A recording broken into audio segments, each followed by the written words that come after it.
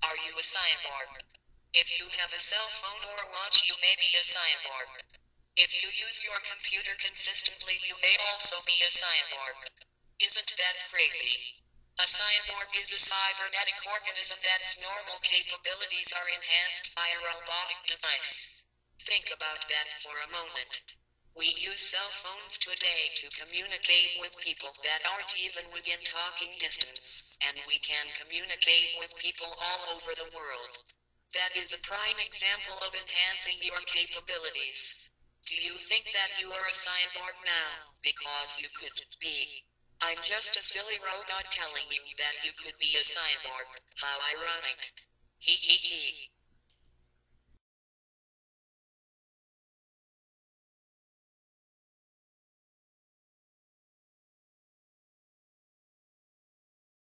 Cyborgs. Since we are dealing with half human, half robots, we will be having to use a regular mic because our wireless mics would interflict and malfunction the robots. Now let's get to our first guest. Everyone, please help me in welcoming from iRobot, Del Spooner. Hi, how are you? Great. Well, it's great to have you here, Detective Spooner. It's great to be here. So, how did you become a cyborg? Well, I got into an accident a couple of years back where there was a car driving next to me and pushed me into the water, and a robot came and pulled me out. Unfortunately, this whole part of me was caught in the car and didn't come with me. So they replaced it, and now I have a robotic arm, as you can see. Oh, that's very interesting. So, how has your life changed since becoming a cyborg? Well, my right arm is really strong and can basically do anything. The only problem is that every few times a day I have to spray it and maintain it. The spray that I use is to make it look like skin, which obviously I haven't used today. So. And you specially didn't use it today just for our show? Yeah, just to show what it looks like. Well, that was very nice of you. I'm sure that spray is a big inconvenience to your life. Huge inconvenience. Oh, sorry to hear that. Looks good though. Yes, it does. Yes, folks, very real. Very, very metal. So, what is a cyborg to you? A cyborg, there's many different definitions of a cyborg, but to me it's an organism who has a robotic part or arm like mine that enhances that organism's capabilities. Oh, very nice. Like your strong arm. Yeah, like my very strong arm. That's very good. Well, so, what classifies you as a cyborg? This whole part of me is robotic, as I mentioned earlier, and that would put me under the list of Classification for a cyborg. Oh, very true. Very true. Well, I heard something really interesting the other day. What's that? I was reading the tabloids and I heard that you have a little crush on someone. Oh, really? Yes, is this true? I don't know, maybe. Oh, is her name Patchwork Girl? What? Yes. Do you have a crush on Patchwork Girl? Oh, is something wrong?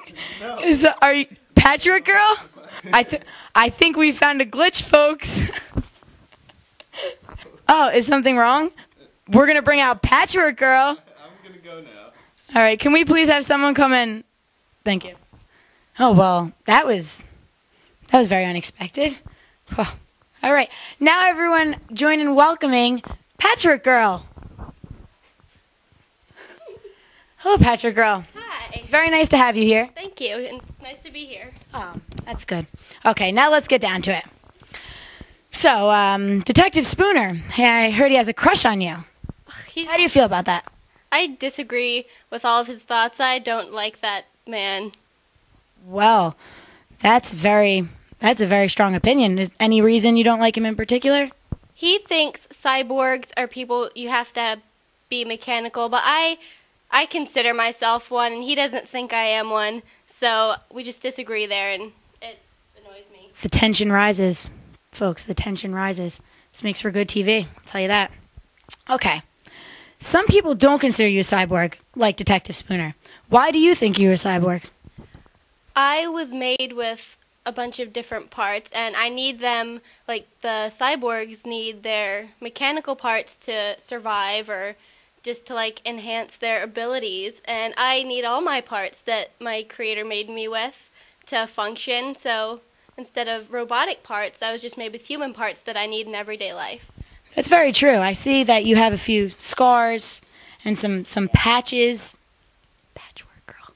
It's very interesting that you can see it like that. That's very interesting. So how were you made? Like I said, my creator, like, he sewed me together, like, with a whole bunch of different parts, and each part of me has a different story. It has a different owner. So he just patched me together with all these different parts from different people. So you're basically just a whole bunch of people in one. Yes, I am. Well, that is very interesting. Well, now let's cut to a commercial break.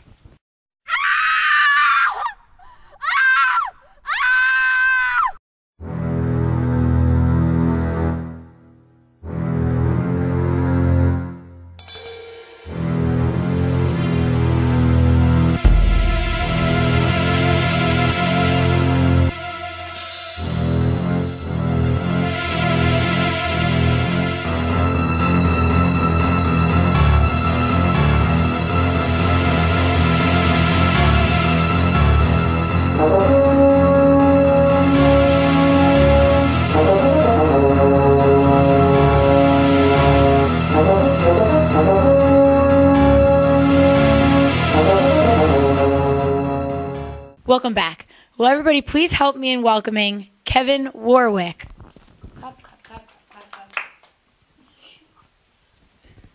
Welcome, Kevin. It's great to have you here. It's good to be here.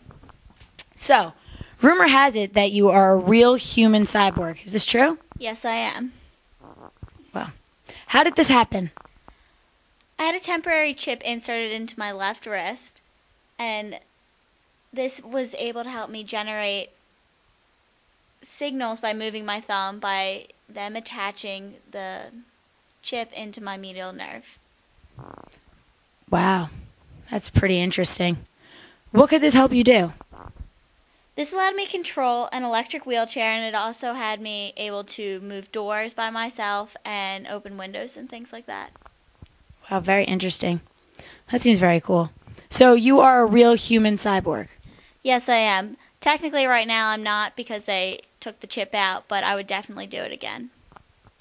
Wow, that's really cool. All right. Well, that's very interesting. That's all the time we have for today, folks, but please tune in May 7th for our special on The Final Exam.